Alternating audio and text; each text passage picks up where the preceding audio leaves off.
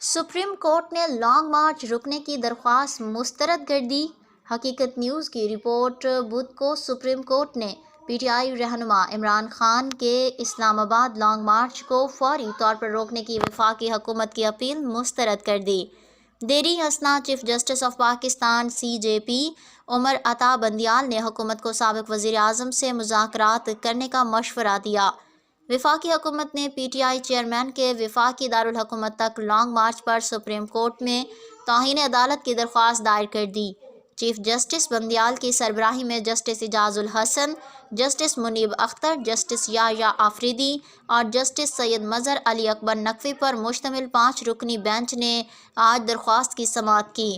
بعد ازاں 4 ججوں کی جانب سے آج کی سماعت کے بعد فیصلہ سناتے ہوئے chief justice of Pakistan C J P justice Umar Ata Bandial نے کہا کہ بینچ کے باقی 4 ججز جسٹس آفریدی کے دعوے سے متفق نہیں تھے، اس لیے عدالت نے وفاقی حکومت کی استدعا مسترد کر دی۔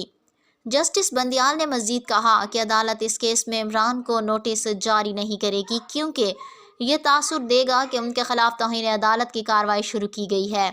عدالت عظمیٰ نے اس کے بجائے عمران اور ان کے وکلاء کو 31 اکتوبر 2022 تک تحریری طور پر عدالت میں جواب جمع کرانے کی ہدایت کی۔